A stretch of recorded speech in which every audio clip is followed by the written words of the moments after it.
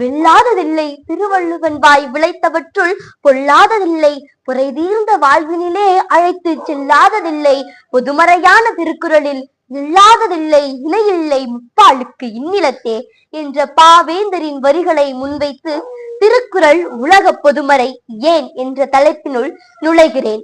2000 ஆண்டுகளுக்கு முன்பு தமிழரால் எழுதப்பட்டு உலக புகழ் பெற்ற ஒரு நூல் திருக்குறள்.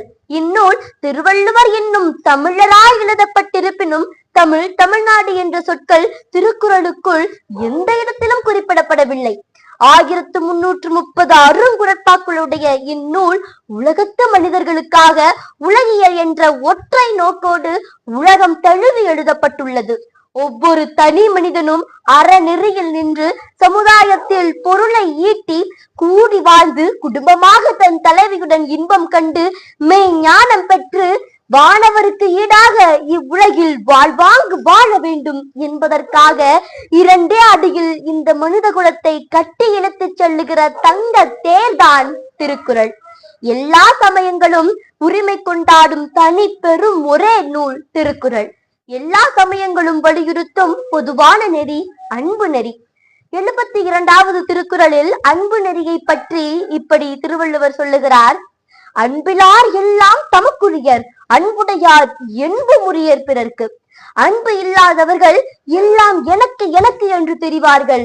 அன்பு உடையவர்கள் தமது உடல் எலும்பையும் பிறருக்கு தருவார்கள். அன்பு உள்ளத்தில் ஊறிவிட்டால் அது பிறருக்கு கொடுக்க நினைக்கும் மனதை தரும். இப்படி பிறருக்காக வாழச் சொல்லுகிறது திருக்குறள். பிறருக்காக வாழ்பவர்கள் ஒருபோதும் தோற்பதில்லை.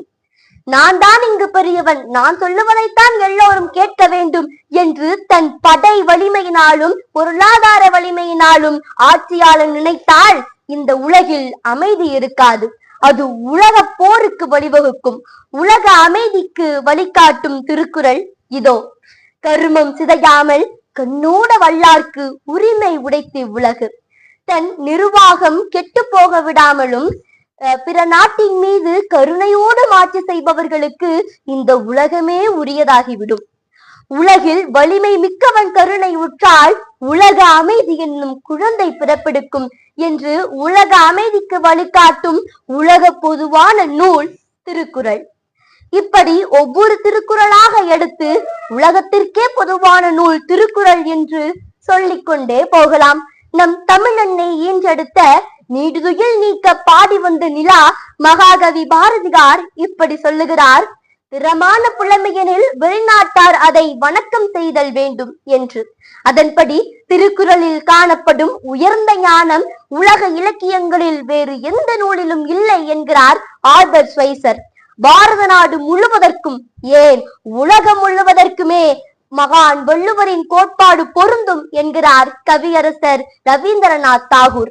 நான் தமிழ் கற்க விரும்பியதற்கு காரணம் வள்ளுவரின் வாய்மொழியை அவருடைய தாய்மொழி மூலம் படித்தறிவதற்கு தான் என்கிறார் மகாத்மா காந்தி.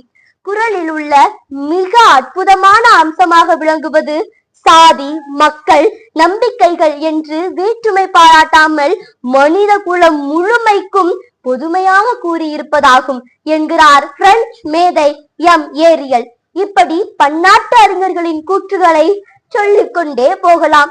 நிறைவாக ரஷ்யாவின் கிரெம்ளின் மாளிகையின் கீழே டங்ஸ்டன் எனும் உறுதிமிக்க உலோகத்தால் ஒரு சிறிய நிலவரை கட்டப்பட்டுள்ளது.